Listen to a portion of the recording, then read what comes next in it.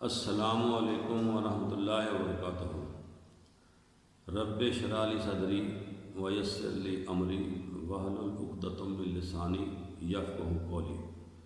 میرے کسان بھائیوں، میں ڈاکٹر محمد یونس جاوید آپ سے مخاطب ہوں۔ آپ میرا یوٹیوب چینل دیکھ رہے ہیں۔ آج ہم جانوروں کی جس بیماری کے بارے میں بات کرنے جا رہے ہیں وہ ہے جانوروں میں خارش۔ یہ بھی ایک بڑی گندی بیماری ہے۔ میرے کسان بھائیوں، جانوروں میں اکثر خارش کا مرض لاحق ہو جاتا ہے۔ اس کو ہم انگریزی میں مینج کہتے ہیں۔ یہ مرض زیادہ تر بیرونی جو کرم ہوتے ہیں ان کی وجہ سے ہوتا ہے۔ جوؤں سے بھی یہ مرض پھیلتا ہے۔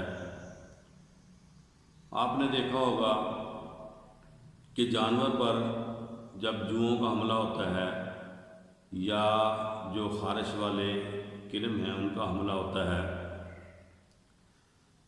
اگر آپ جانور کے جسم کو غور سے دیکھیں تو سفید رنگ کی مائٹس جانور کے بالوں پر چمٹی ہوئی آپ کو نظر آئیں گی، جو کہ بہت ہی خطرناک ہے۔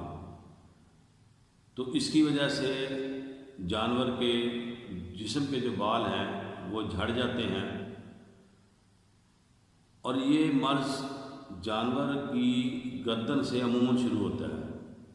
آپ نے بھی دیکھا ہوگا کہ زیادہ تر جانور کی گردن نا وہاں پر یہ بڑا شدت سے حملہ کرتا ہے۔ تو پھر اس کے بعد آہستہ آہستہ یہ جانور کے سارے جسم پر پھیل جاتا ہے۔ اس کی وجہ سے جو اس کی جلد ہے وہ بڑی کھردری، سخت اور موٹی ہو جاتی ہے۔ اگر اس کا بر وقت علاج نہ کروایا جائے تو عموماً جانور کے جسم پر زخم ہو جاتے ہیں۔ آپ نے دیکھا ہوگا کہ جانور اگر جہاں بندھا ہوا ہے، جب اس مرض کی اسے شدت ہوتی ہے تو وہ اپنے جسم کو دیوار کے ساتھ رگڑتا ہے، اور اس رگڑنے سے وہ اس کو زخم ہو جاتے ہیں۔ اسی طرح اگر دیوار ساتھ نہیں ہے تو جس کھونٹے سے یا کلے سے آپ نے باندھ رکھا ہے تو وہ اپنی گردن کو اس کھونٹے سے کلے سے رگڑتا ہے، تو اس طرح پھر زخم گردن پر آ جاتے ہیں۔ یہ دیکھیں اپنے کھروں سے گردن پر خارش کر رہا ہے، جیسے کہا تھا نا کہ خارش گردن سے شروع ہوتی ہے۔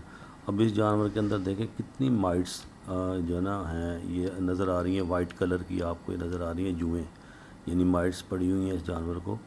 مائٹس کا شدید حملہ ہوا ہے اس جانور کے اوپر نا۔ اب غور سے دیکھیں تو یہ سفید کلر کی آپ کو جوئیں اس کے بالوں کے ساتھ چمٹی ہوئی آپ کو نظر آ رہی ہوں گی۔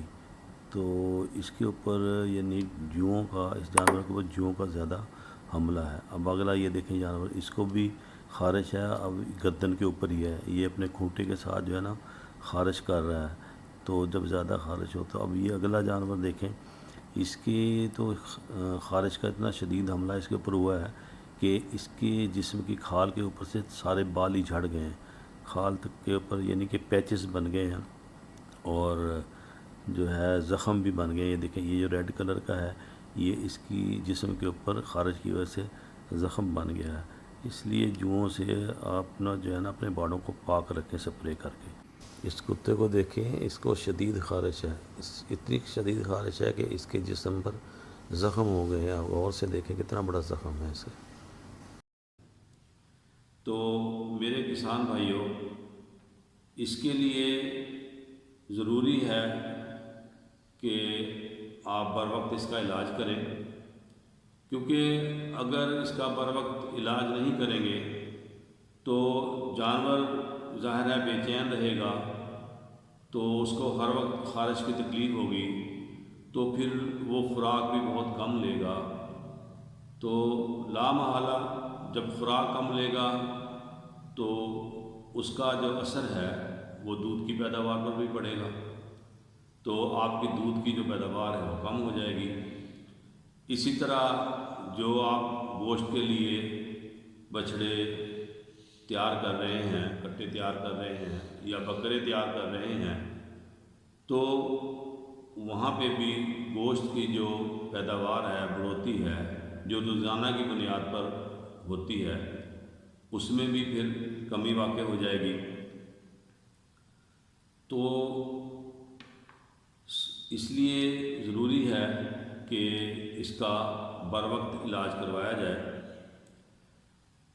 اب علاج کے بارے میں کیا کرنا ہے کہ پہلے تو یہی ہے کہ آپ اپنے نزدیک ترین ویٹرنری ڈاکٹر صاحب کو دکھائیں، وہ اس کو دیکھے، معائنہ کرے کہ کس قسم کی جو ہے یہ بیماری ہے۔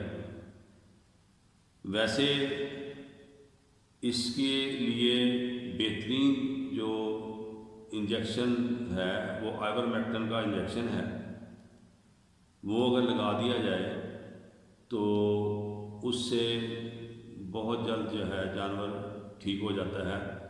آئیورمیکٹن جو ہے لگانے کے دو فائدے ہیں۔ ایک تو یہ جو باہر کے کرم ہیں، یعنی جو خارش ہے، اس کو بھی درست کرتا ہے، اور اندر کے جو کوئی کرم ہیں ان کو بھی یہ مار دیتا ہے۔ دوسرے نمبر پر آپ سیگاوان مل جائے یا نیگاوان مل جائے، وہ آپ لے لیں اور ڈاکٹر کی ہدایت کے مطابق اس کو پانی میں حل کر کے اپنے جانور کو نہلائیں، تاکہ آپ کا جو جانور ہے وہ اس بیماری سے بچ سکے۔